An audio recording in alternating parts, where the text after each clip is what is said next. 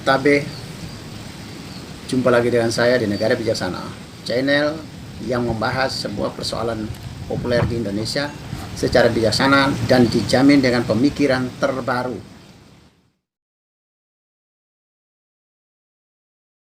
Saya mau menanggapi masalah tuntutan segelintir publik Indonesia saat ini terhadap kerumunan massa di Maumere ketika Pak Joko Widodo, presiden kita, berkunjung ke Maumere, ke NTT, yaitu Sumba dan Sika. Terjadi kerumunan massa, lalu sebagian orang menuntut agar Pak Jokowi diproses hukum, dianggap pelanggaran terhadap regulasi COVID-19, yaitu jaga jarak, pakai masker, cuci tangan, dan lain-lain ya. Sehingga kerumunan massa di Maumere dianggap sebagai pelanggaran. Kalau kita lihat objeknya, kalau dipotong video ketika Pak Jokowi diserbu massa di atas mobil dan Pak Jokowi memunculkan kepalanya atau sebagian dari anggota badannya dari dada ke atas, saya tidak mengatakan bahwa itu terjadi pelanggaran, karena penumpukan massa belum tentu terjadi pelanggaran. Intinya adalah jarak paling dekat 1 meter. Hanya dari video saya tidak tahu persis apakah waktu itu jarak antar orang di bawah 1 meter atau tidak, saya juga tidak tahu persis ya. Yang penting ada kerumunan massa, betul. Kalau kita potong di situ, maka memang terjadi semacam pelanggaran hukum. Tetapi kalau kita berpikir secara kausalitas bahwa satu keadaan B dipengaruhi oleh keadaan A, jadi ada sebuah akibat dan ada sebabnya. Jadi akibat tidak bisa muncul apabila tidak ada sebab. A tidak akan muncul kalau tidak ada B. B tidak akan muncul kalau tidak ada A. Jadi inilah yang namanya hukum kausalitas. Kausalitas ini memang dipakai dalam metodologi berpikir, metodologi ilmiah, tapi tidak membutuhkan rangkaian argumentasi terlalu banyak ilmu yang dipakai, tidak juga. Dia sangat gampang, tidak terlalu perlu berbagai ilmu pengetahuan yang lainnya. Dia fakta yang memang tak terbantahkan.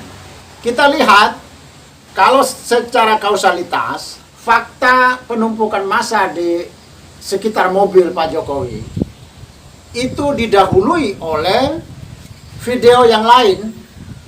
Makanya saya menganjurkan, kalau kita menonton sebuah video atau menonton sebuah berita atau sebuah kisah, kita perlu melihat seluruh rangkaiannya. Jadi tidak memotong satu tidak. Kita coba lihat seluruh rangkaiannya. Ternyata kausalitasnya itu penyebab dari kerumunan massa itu akibat dari robohnya barikade. Jadi terlebih dahulu barikade roboh, baru terjadi penumpukan massa di mobil Pak Jokowi. Jadi mobilnya presiden itu tidak bisa bergerak lagi karena massa sudah menumpuk tumpah ruah di situ. Sebabnya adalah robohnya barikade oleh pihak keamanan, aparat keamanan. Jika demikian, kita lihat dua rangkaian sebab dan akibat ini, maka mobil Pak Jokowi dan Pak Jokowi sendiri itu bukan lagi pelaku kerumunan. Mereka adalah korban dari kejadian robohnya barikade. Akibat dari robohnya barikade, siapa yang bisa menghindar? Tidak ada yang bisa menghindar. Jadi peristiwa hukum yang harus diproses di sini adalah robohnya barikade pengawalan presiden, bukan menitik beratkan pada penumpukan massa di sekitar mobil Pak Jokowi. Kalau saya memberi perumpamaan antara robohnya barikade dengan penumpukan massa di mobil Pak Presiden, itu ibaratnya begini. Di sebuah sirkuit terjadi balap mobil ya, pembalap-pembalap siap bertarung. Penonton ada di pinggir sirkuit semua. Tiba-tiba ada penonton yang serobot barikade keamanan masuk ke lintasan jalur yang mau dilintas oleh para pembalap. Terjadilah tabrakan di situ. Maka yang salah pembalap ataukah penonton dan pihak keamanan yang menjaga barikade?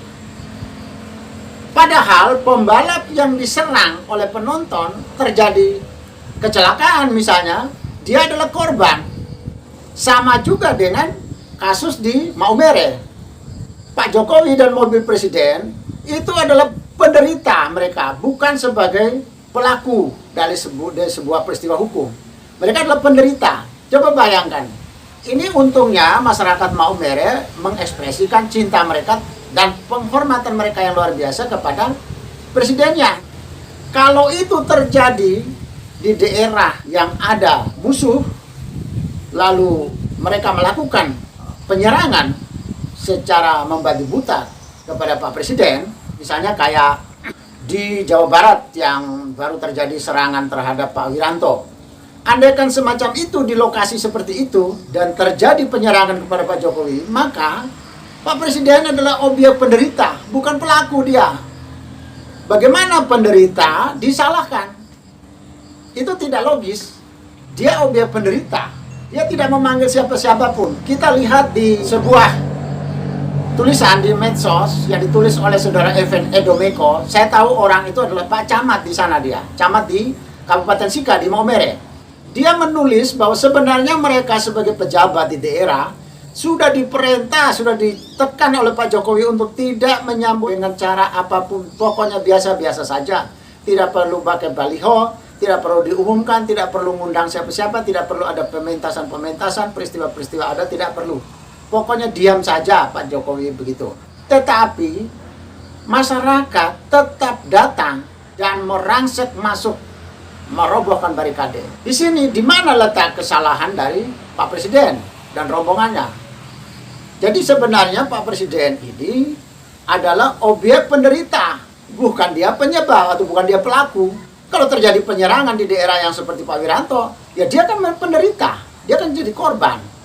Jadi jangan sampai hukum ini menindak penderita, menindak korban, bukan pelaku. Saya menyesal ya, komentar-komentar dari tokoh-tokoh elit-elit nasional saat ini.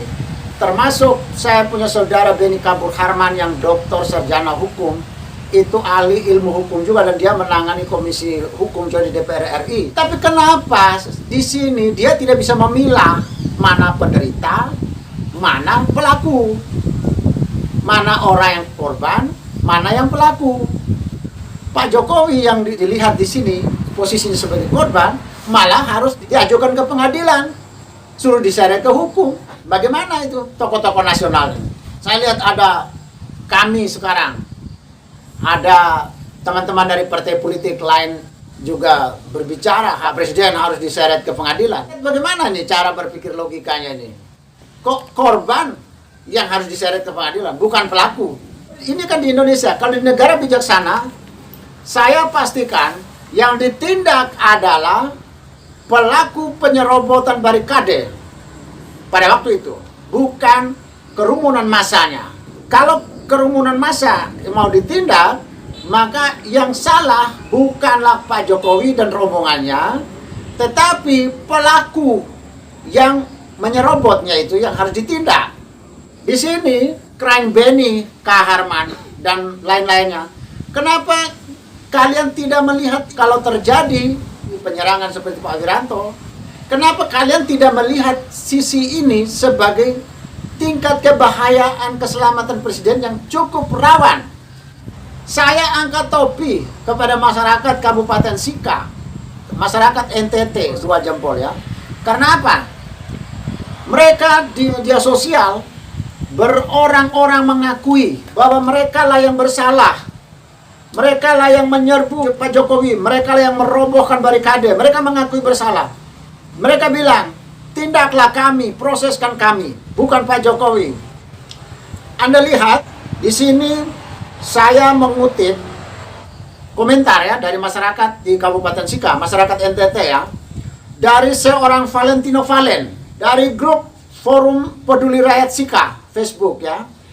Dia bilang, kami rela diproses hukum, karena ini murni kesalahan kami masyarakat. Kami terlalu cinta pemimpin kami, sehingga kami serobot siapkan kapal sebanyak-banyaknya, biar antar kami puluhan ribu orang Maumere ke Jakarta untuk diproses di sana. Tuh lihat, masih ada banyak lagi komentar-komentar dari masyarakat di sana, masyarakat NTT, bahwa mereka mengaku bersalah. Silakan proseskan mereka, karena mereka yang menyerobot, mereka yang mendatangi Pak Jokowi. Jadi kalau di negara bijaksana, kasus itu harus diproses hukum, dan orang yang bersalah bukan Pak Jokowi. Tolong kalau bicara soal hukum, jangan melihat di akibatnya, tapi melihat di penyebabnya. Itu satu. Yang kedua, kalau di negara bijaksana, maka tidak akan berani menyebut Pak Jokowi sebagai orang yang bersalah. Kenapa begitu? Karena proses hukum belum berjalan. Bagaimana mungkin sudah menuduh Pak Jokowi bersalah? Bahwa ada tindakan pelanggaran hukum, iya. Tapi bahwa siapa yang salah itu lepas. Biarkan proses hukum berjalan.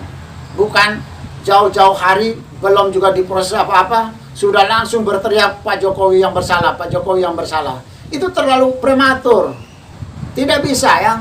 Kalau di negara bijaksana, saya pastikan kasus di Sika, Maumere, tetap harus diproses hukum.